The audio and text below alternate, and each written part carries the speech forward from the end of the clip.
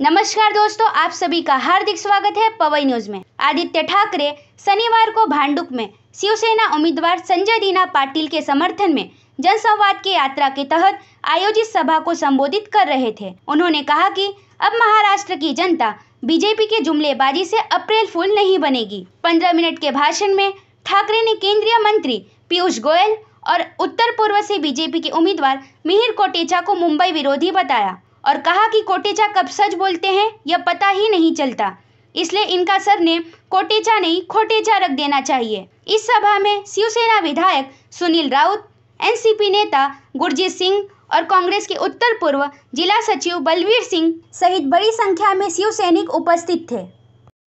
हे जे मिहिर कोटेचाजी इथून संजय भाऊ तुमच्या विरोधात उभे राहिलेले आहेत, ते खरं कधी बोलतात आणि खोटं कधी बोलतात, म्हणजे त्यांचं आडनाव खोटेचा करायचं की काय, हाच प्रश्न पडला। मी तुम्हाला सांगतो, हा माझा अनुभव आहे।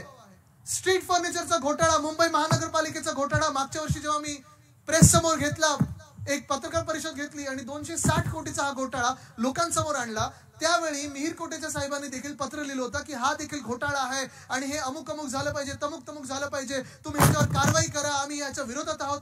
बोललं चांगले आनंदाची गोष्ट आहे, तुमचंच सरकार आहे, तुम्ही पत्र काय लिहिता, जाऊन तुमच्या घटनाबाह्य मुख्यमंत्र्यांना सांगा। पण आज मला दुःख होतं सांगताना की हेच मिहिर कोटेचा ह्यांनी मागच्या वर्षी विधान भवनात आम्हाला खोटं बोलले। सुनीलजी आपल्याला आठवत असेल, रमेशजी आपल्याला देखील आठवत असेल, आपण 16चे जे आमदार आहोत, आपण सगळे एकत्र बसून ऐकत असतो, थापा काही आपल्याला ऐकू येतात त्या, आणि हेच मिहिर कोटेचाजी हाऊस मध्ये उठून बोलले होते जुलैच्या अधिवेशनात, पावसाळी अधिवेशनात, की आता स्ट्रीट फर्निचरचं टेंडर रद्द झालेलं आहे।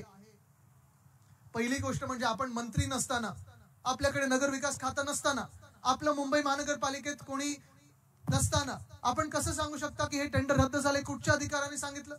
आणि दुसरं म्हणजे आज देखील आपण जाऊन पहा, अडलंय ते केवळ शिवसेना उद्धव बाळासाहेब ठाकरे पक्षामुळे ते टेंडर अडलेलं, तो घोटाळा अडलेला आहे, पण भाजपाने त्या घोटाळ्याला पाठबळ दिलेलं आहे आणि म्युनिसिपल कमिशनरने सांगितलेलं आहे की तुम्ही पैसा रिलीज करा। मग तुम्ही मिहिर कोटेचा साहेब खोटं आमच्या मुंबईकरांची का बोललात आणि तुम्ही आमच्या अधिवेशनात येऊन सगळ्या आमदारांना खोटं का बोललात?